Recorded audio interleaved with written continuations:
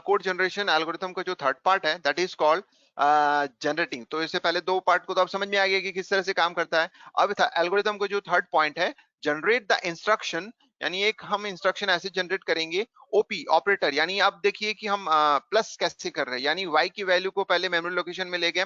मैंने आपको क्लास में भी बताया था कि कैसे होता है। तो मैंने एक जो अगर हम दो ऑपरेंड के बीच में ऑपरेशन करते हैं तो एक को हम मेमोरी लोकेशन में ले जाते हैं, फिर दूसरे को डायरेक्टली अप्लाई करते हैं।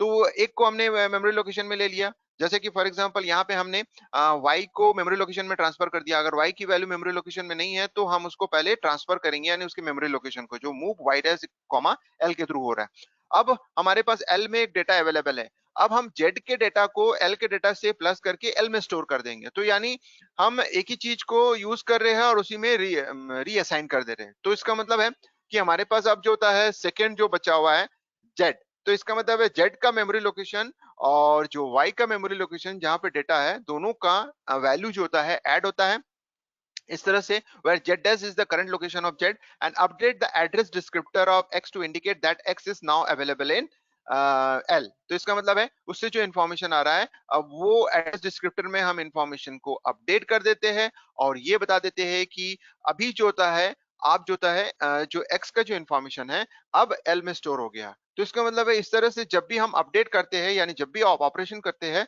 तो उसके बाद जो एंड रिजल्ट आता है उसके बेस पर हम एड्रेस डिस्क्रिप्टर को अपडेट भी कर देते हैं। And if L is a register, तो इसका मतलब है कि अगर एल जो मेमोरी लोकेशन है वो किसी रजिस्टर का मेमोरी लोकेशन है, then update its descriptor to indicate that the contains the run time value of X. तो इसका मतलब है अगर वो रजिस्टर का भी पार्ट है, जैसे सपोज कर लो मेमोरी का पार्ट है तो एड्रेस डिस्क्रिप्टर जो होता है मेमोरी लोकेशन को रखेगा, और सपोज कर लो वो रजिस्टर का भी पार्ट है तो एज वेल एज वो किसमें अपडेट करेगा, रजिस्टर के डिस्क्रिप्टर को भी अपडेट करेगा कि रजिस्टर का एक जो रजिस्टर है उसका इंफॉर्मेशन में एक्स की वैल्यू स्टोर है, इस तरह से। और उसके बाद जो होता है फोर्थ नंबर में आ जाते हैं। फोर्थ नंबर बताता है कि if the current values of Y and और Z are in the register. अब ये एक बहुत इंपॉर्टेंट है, आप देखिए कि यूटिलाइजेशन कैसे करेगा रजिस्टर का।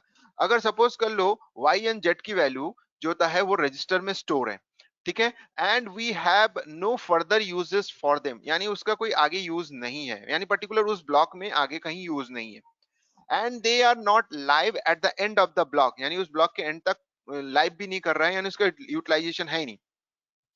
then after then alter the register descriptor to indicate that after the execution of the statement yani y opz, those register will be no longer contain y and z। तो इसका मतलब है कि जैसे ही इस जो इंस्ट्रक्शन है एग्जीक्यूट हो जाएगा तो उसके बाद उन दोनों रजिस्टर को, यानी उन दोनों वेरिएबल को रजिस्टर एलोकेशन से डी एलोकेट कर देगा। यानी अब ये बताएगा कि रजिस्टर में इन दोनों का इंफॉर्मेशन कहीं भी किसी भी रजिस्टर में स्टोर नहीं है, भले ही वो मेमोरी लोकेशन में रखा हो, कोई प्रॉब्लम नहीं है, लेकिन उसका इंफॉर्मेशन वहां से हटा देगा। तो इस तरह से आपको समझ में आ गया है कि ये एल्गोरिथम किस तरह से काम करता है। तो ये चीज अगर आपको क्लियरली समझ में आ गया कि